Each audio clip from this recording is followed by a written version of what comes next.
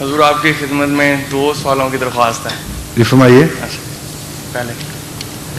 پہلا سوال پاکستان کی شریعت نفاذ شریعت کے متعلق ہے.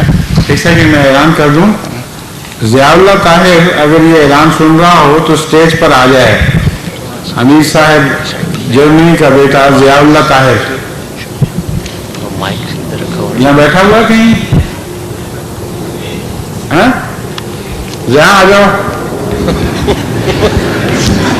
ڈرو نہیں کوئی نہیں, کچھ کہتا, آ جاؤ.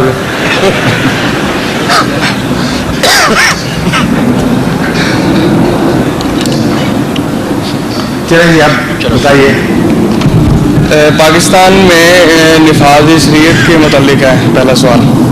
اس میں یہ ہے کہ کسی مظلوم عورت کی جب اس کو ریپ کیا جائے تو وہ عدالت میں اگر یہ بیان دے کہ میرے ساتھ یہ ظلم ہوا ہے, تو اگر وہ 4 گواہ پیش نہ کر سکے, اس کے لیے عدالت نے یہ فیصلہ کیا ہے یا وہ پیش نہیں کر سکتی, اس کو قصوروار کردانا ہے عدالت میں, اور اس کو یعنی زنا کی مجرم قرار دیتے ہوئے سزا دی گئی ہے. پاکستان میں کیسا واقعہ ہوا ہے, یہ ایک ٹھیک ہے میں سمجھ گیا رسالہ ہے, جرمنی میں چھپتا ہے, لندن میں دی ٹائم چھپتا ہے. تو اس میں جو لکھا ہے اس نے, یہ قانون مسلمان عورتوں کے حالات مزید خراب کر دے گا. آج بھی اگر کسی عورت کی عزت لوٹی جائے, میں بات سمجھتا ہوں, اس کی تفصیل کی ضرورت نہیں ہے, پوچھنا کیا چاہتے ہیں.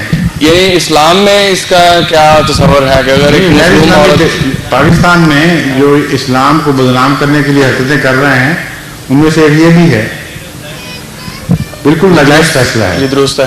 اور اسلام میں کیا اس کا تصور ہے کہ اگر ایک مظلوم عورت ایسے عدالت میں رجوع کرتی ہے تو اگر عدالت فیصلہ کرے گی حالات کے مطابق, جب تک حالات واضح نہ ہو میں کس طرح جواب دے دوں. ٹھیک ہے. عدالت کو حکم ہے اسلام کا کہ انصاف سے فیصلہ کرو, عقل سے کام لو, قریدو معاملات کو, اور سچائی کو تلاش کر کے اس کے مطابق فیصلہ دو. جی درست. بس کوئی دو ٹوک فیصلہ ہو ہی نہیں سکتا, ہر ایک کے حالات کا جائزہ لینے کے بعد فیصلہ ہوگا. جی درست ہے. دوسرا سوال. جی